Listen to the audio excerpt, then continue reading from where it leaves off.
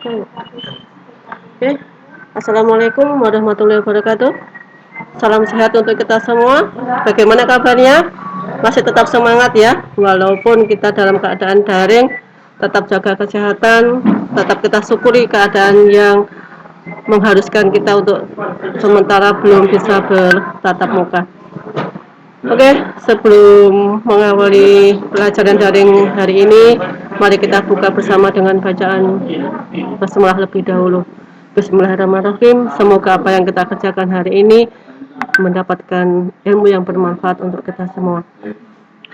Untuk materi hari ini adalah pengelolaan bisnis konstruksi dan properti tentang peralatan. Kalau yang materi sebelumnya Bu Min sudah mengasih tentang sumber daya manusianya. Nah, sekarang adalah tentang peralatannya.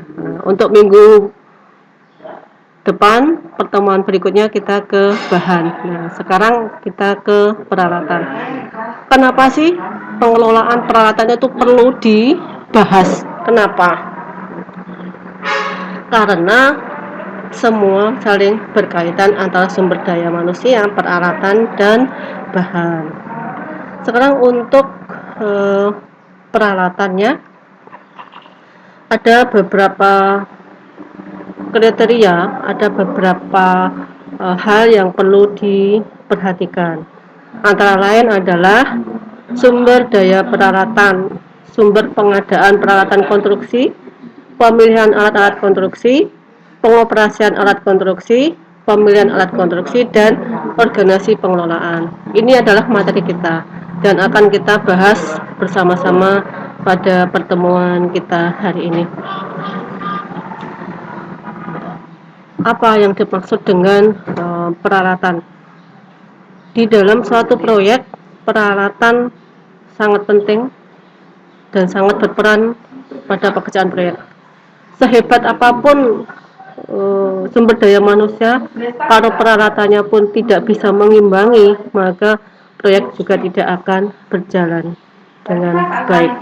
Jadi dalam bidang bisnis konstruksi, untuk peralatan sangat menunjang sekali selain dengan sumber daya manusia. Untuk sumber pengadaan peralatan ada dua sumber pengadaan, antara lain pengadaan yang dilakukan oleh pihak kontraktor. Ini jika kontraktor memiliki sendiri alat tersebut. Jadi peralatan yang dimiliki oleh pihak kontraktor, tidak pinjam ke pihak lain. Jadi kontraktor memiliki alat sendiri sebagai inventaris perusahaan. Jadi alat ini biasanya dibeli di saat mereka proyek tersebut berjalan.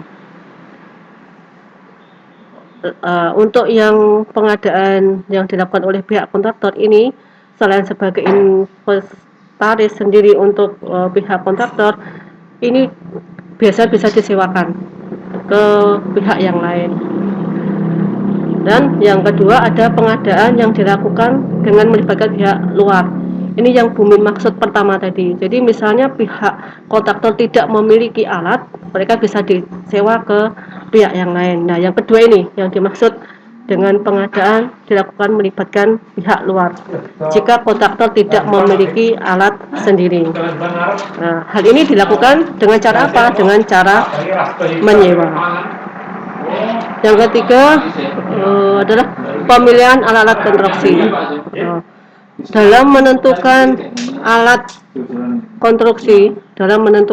konstruksi, kita ada beberapa hal yang perlu diperhatikan. Antara lain ada spesifikasi konstruksi, produktivitas alat konstruksi, pengeluaran total biaya alat konstruksi, umur peralatan, dan penjualannya kembali.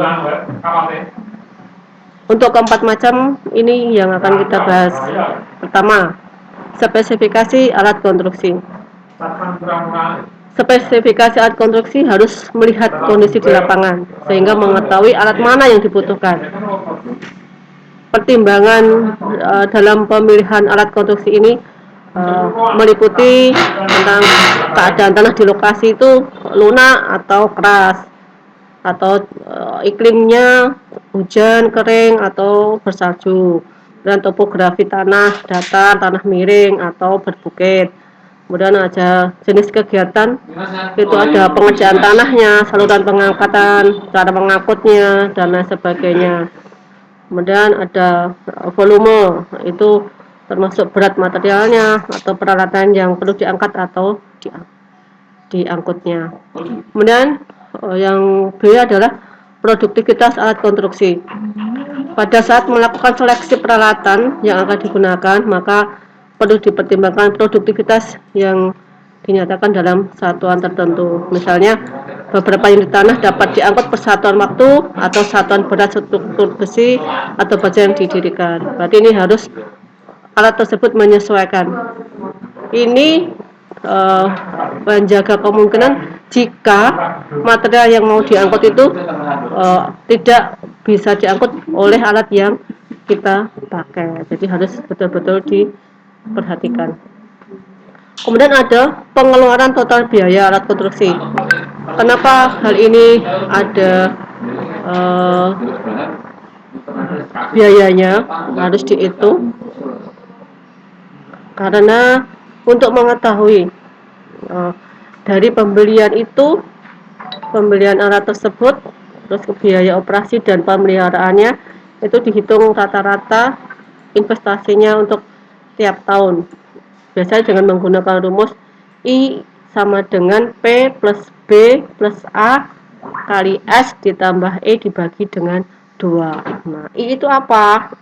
I adalah biaya investasi per tahun, P itu adalah pajak, B itu bunga, A adalah asuransi, S adalah harga pasar awal tahun, dan E adalah harga pasar akhir tahun. Kemudian ada umur peralatan dan penjualan kembali. Umur peralatan adalah perkiraan berapa lama peralatan masih dapat bekerja produktif. Selain umur ada misalnya itu nanti setelah tidak dipakai lagi dijual kembali, harganya lebih tinggi atau malah lebih rendah jauh dari waktu kita beli. Jadi harus diperhatikan. Apabila peralatan itu sudah dianggap kuno, tidak mengikuti perkiraan zaman sekarang, itu harga jual juga akan jatuh, sehingga dalam investasi tidak terlalu mahal. Kemudian umur peralatan dan penjualan kembali. Dalam pelaksanaan konstruksi, khususnya jalan, akan banyak jumlah dan jenis alat berat yang digunakan. Jumlah dan alat jenis berat yang digunakan akan tergantung oleh beberapa faktor, misalnya fungsi yang harus dilaksanakan, kapasitas peralatan, cara operasi alat, jenis proyek, jenis pekerjaan pada proyek, lokasi proyek, jenis dan daya dukung tanah, keadaan lapangan, nilai ekonomis, atau penggunaan alat. Kemudian ada beberapa jenis peralatan konstruksi dan kegunaannya. Banyak macam-macam jenis peralatan yang digunakan pada pekerjaan konstruksi. Tentunya kalian juga pernah lihat ada yang namanya tower crane itu seperti apa. Itu ada gambarnya, kalian bisa melihat sendiri, dan mungkin waktu kalian prakerin sudah bisa menggunakannya atau pernah melihatnya waktu di proyek. Waktu kalian kunjungi industri pun juga pernah tahu alat tersebut. Ini contohnya tower crane. Itu kegunaannya untuk apa? Itu untuk mengangkat peralatan dan material berupa beton. Ini di Wika biasanya ada waktu kita KI, atau waktu di Bali juga ada di Harapan Jaya. Ada mobil crane seperti apa? Nah, ini contohnya, ini gambarnya seperti itu. Nanti kalian bisa melihatnya, bisa menambahkannya, mencari materi yang banyak tentang jenis-jenis peralatan konstruksi. Nah, ada ekskavator ini untuk mengangkut tanah, pengolahan lahan, pemindahan material, pemancangan tuh seperti itu gambarnya. Sudah pernah lihat ya. Ini di proyek-proyek waktu pembukaan lahan kan paling pasti banyak. Kalau ini pasti tahu ini dump truck ini setiap hari lewat, kalian sudah pernah melihatnya. Kegunaannya untuk apa? Jelas untuk mengangkut materialnya apa saja yang biasa digunakan untuk proyek. Nah, ini ada pesawat vibrator, ini untuk pemadatan, ini pecahan beton. Nah, ini untuk putaran dari beton yang masih basah. Nah, terus bulldozer, ini pekerjaan jalan, alat penghancur bangunan serta untuk memindahkan tanah dan berbagai material lain. Ini bulldozer. Kemudian ini ada box loader, alat penggalian dan untuk menancapkan tiang pancang. Ini pekerjaan jalan. Terus ada scraper seperti ini bentuknya. Ada servo roller, alat pemadatan tanah. Biasanya untuk jenis tanah yang lembek, yang perlu ditambah lagi, yang perlu pemadatan lagi. Terus kita ke pengoperasian alat konstruksi. Pengoperasian peralatan konstruksi dapat diusahakan seoptimal mungkin dengan mengusahakan waktu, mengurangi sekecil-kecilnya. Oleh sebab itu disusun jadwal pemakaian bagi masing-masing unit. Jadi untuk pengoperasiannya harus sesuai dengan jadwal. Nah, sekarang pemeliharaan ini otomatis. Semua alat, sebagus apapun alat, kalau tanpa dipelihara dengan baik, nanti akan jadinya juga akan rusak. Ada peralatan berkala, ada peralatan yang setelah dipakai harus dibersihkan. Itu semua kegunaannya untuk apa? Kegunaannya agar peralatan tersebut awet dan waktu digunakan bisa bekerja semaksimal mungkin. Nah, pemeliharaan alat konstruksi itu sangat penting dalam menjaga kinerja dari alat tersebut. Dengan adanya pemeliharaan alat itu diharapkan itu dapat digunakan mampu bekerja secara maksimal. Selain itu, ketika pemeliharaan juga bagus, maka pekerjaan juga dapat dilakukan dengan cepat dan tepat. Nah, ada organisasi pengelolaan. Organisasi pengelolaan itu digunakan untuk apa? Digunakan agar pengelolaan alat itu tadi berjalan efektif dan efisien, sehingga sebagai bentuk tanggung jawab terhadap operasi dan pemeliharaannya. Apa saja yang dikelola dalam organisasi alat, berapa lama dipakainya, siap pakai apa tidak, terus menganggur, misalnya menunggu perbaikan atau perencanaan, perbaikan lama, waktu pemeliharaan, biaya suku cadang, dan sebagainya. Kiranya itu untuk materi hari ini, kalian bisa mencarinya. Untuk materi seperti ini kalian bisa mendapatkan materi yang lebih lagi. Bumin hanya memberi dasarnya saja, silahkan kalian tambah lagi materi tentang peralatan.